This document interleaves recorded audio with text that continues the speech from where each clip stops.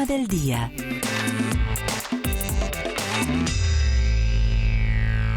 Señor jefe de la misión negociadora del gobierno colombiano con el Ejército de Liberación Nacional, Oti Patiño, muy buenos días. Bienvenido a Colombia Radio.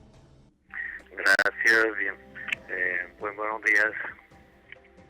Gracias, Oti, jefe negociador del gobierno nacional, de la delegación del gobierno nacional en estos diálogos con el Ejército de Liberación Nacional. A las 0 horas de este jueves comenzó la etapa preparatoria del cese al fuego bilateral con el Ejército de Liberación Nacional y en las últimas horas se conoció también el anuncio de esta organización de cesar las acciones contra los integrantes de la fuerza pública. Un anuncio en un comunicado, pero otro tema ha ocurrido en la realidad en las últimas horas. Comienzo por preguntarle allí, Oti, sus impresiones acerca de esta etapa de la preparación para el cese al fuego que entraría, si las fechas, como quedaron establecidas, iniciará el 3 de agosto.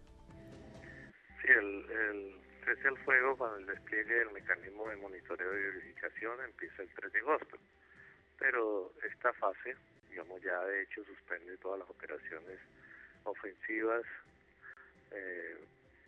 por parte del ELN y por parte de la fuerza pública. Sin embargo, yo debo aclarar que la acción de la fuerza pública no está cohibida para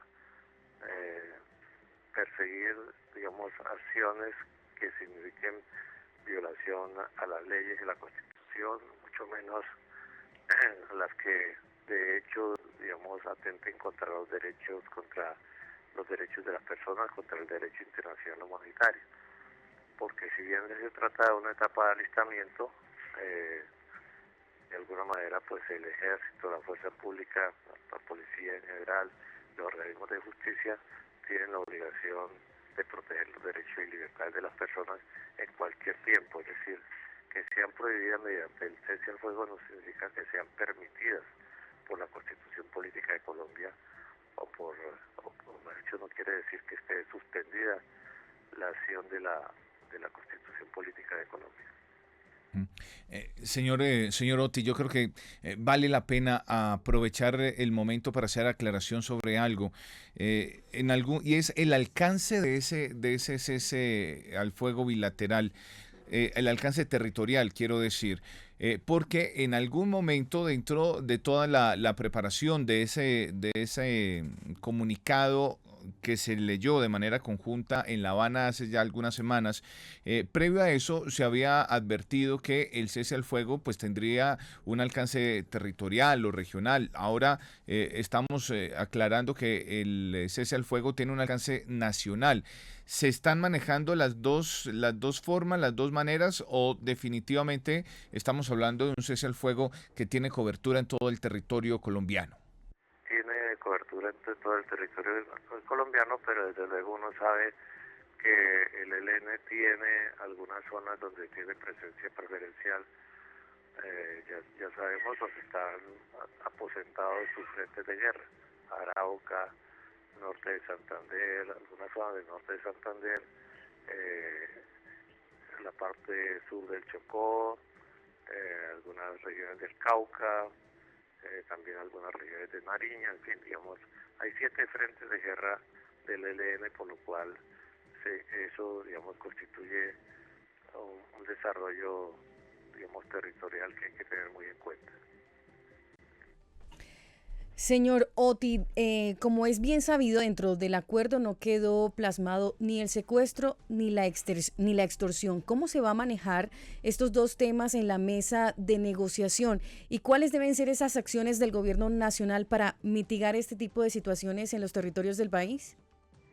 Quedó claramente establecido que la toma de rehenes, igual, digamos, según el DIH, se puede traducir, digamos, en el lenguaje de acá como secuestro. Toma de rehenes es secuestro, y eso está expresamente prohibida por la Constitución Política de Colombia y desde luego por el DIH, la toma de rehenes, y es un delito continuo, es decir, que no es el acto solamente de la toma misma, sino que también es un delito que sigue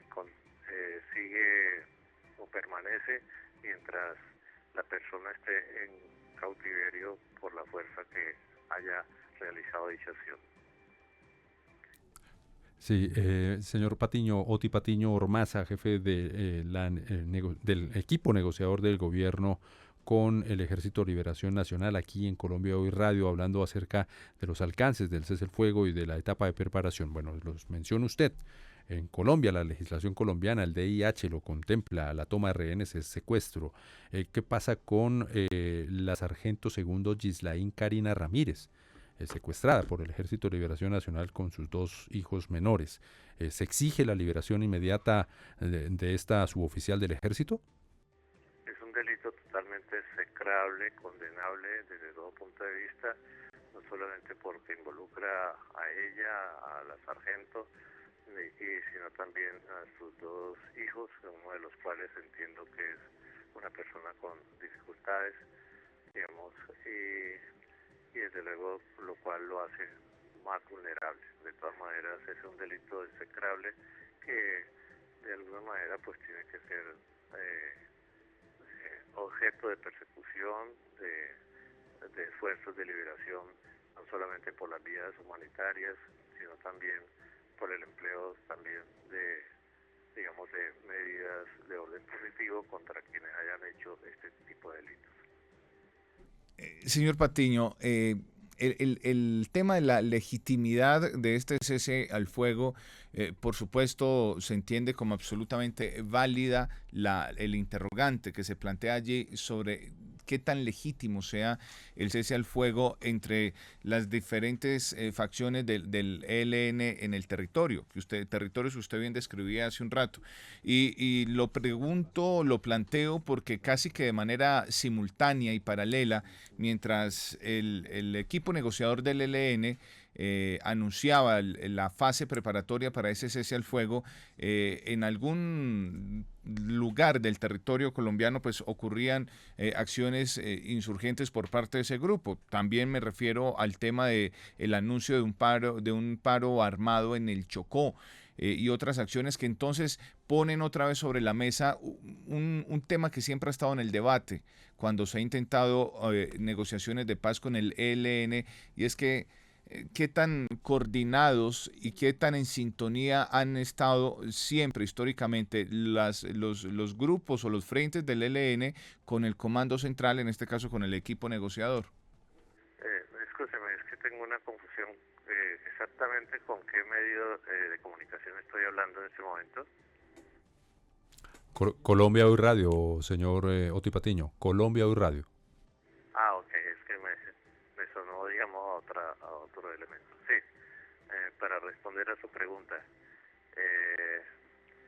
Desde luego hay unas consideraciones de orden político, y es que haya o no cese al fuego, el hecho de estar sentado en una mesa en la construcción de paz ya genera unas obligaciones morales y políticas que van mucho más allá de los literales de las órdenes de cese al fuego.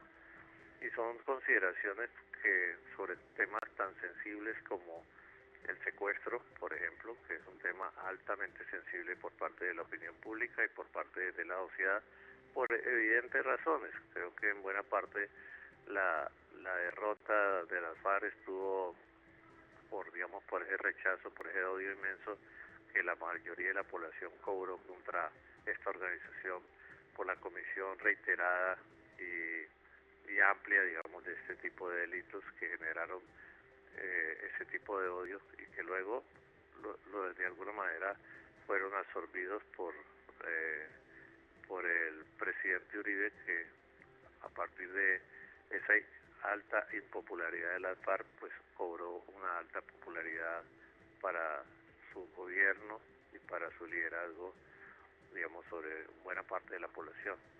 Entonces tiene que haber desde luego conciencia de que hay una serie de delitos que lastiman la sensibilidad de la gente, haya o no haya cese al fuego, y desde luego esa duplicidad de que se está sentado en una mesa de negociación, se están haciendo acuerdos, se está en la víspera de la emisión de órdenes de cese al fuego, y al mismo tiempo se están cometiendo ese tipo de delitos por parte de los frentes, paros armados que a la larga lo que hacen es confinamiento de la población, generan desplazamientos o generan minados o ataques indiscriminados contra la población, pues obviamente genera un gran rechazo y unas grandes dudas sobre la comprensión que tienen algunos frentes de guerra sobre el momento político que está viviendo y sobre las oportunidades que en un gobierno de cambio tiene el conjunto del ELN.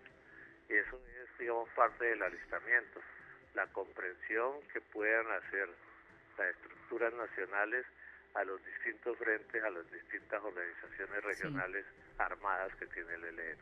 Quiero preguntar, bueno, usted lo ha dicho, ¿no? Uno pensaría que esas acciones pues no van en camino a esa búsqueda de la construcción de paz. Sin embargo, uno no se sorprende en el sentido de que cuando se anunciaron también estos diálogos, pues ellos dijeron, es nuestra forma de financiamiento, el tema del secuestro, el tema también del financiamiento por medio del narcotráfico. ¿Cómo hacer entonces para encontrar ese equilibrio? Porque ellos argumentan que es la forma que tienen de financiarse mientras va siguiendo adelante este camino de la paz. Sí, allí no hay equilibrio, o sea, las cosas se hacen o no se hacen, no hay equilibrio. Ahí, digamos, hay un desistimiento de acciones que repugnan, digamos, a la comunidad nacional e internacional y se entra, digamos, en una fase progresiva, gradual, de cese al fuego hasta llegar al fin del conflicto, pero no hay equilibrio. Ahí o las cosas se hacen y se encamina una organización hacia el no uso de la fuerza, de su fuerza armada, de su fuerza digamos, a construir una fuerza política sin armas, pero no hay equilibrio. Señor Otti, un mensaje para los colombianos y colombianas que nos escuchan a esta hora, aparte de tranquilidad, se están haciendo las cosas como usted lo ha venido explicando, todo es un paso a paso, pero queremos que nos deje un mensaje para los colombianos. Sí, yo creo que este es un proceso, eso hay que entenderlo así, no es un acto, y en el caso, digamos, en el caso de las fuerza pública, estoy absolutamente seguro que las unidades de la fuerza pública y el gobierno y el Estado vamos a cumplir estrictamente a lo que nos comprometemos, sin que ello implique dejación de actividades que permitan que se sigan cometiendo estos delitos y por el contrario tienen que afinar las capacidades para impedir y para también perseguir a quienes cometan este tipo de delitos, llámense ELN o llámese otra organización armada ilegal. De tal manera que ese es un elemento muy importante a tener en cuenta porque hay quienes sostienen que el cese al fuego significa atar de pies y manos a la fuerza pública, y por el contrario significa estar mucho más atento para impedir que la población civil sufra, porque al fin y al cabo el corazón este cese al fuego tiene esa razón. Pero por otro lado también, al mismo tiempo que tenemos esa convicción de que vamos a cumplir, también somos conscientes, digamos, de las circunstancias y dificultades para que esas órdenes le lleguen a los comandos guerrilleros que tiene disperso por el país el ELN. De tal manera que esta fase de alistamiento también tiene que perfeccionar la explicación que debe hacerle el Comando Central a los distintos frentes de guerra para que estos frentes de guerra entiendan que aún, digamos, en circunstancias difíciles, complicadas por la multitud de actores que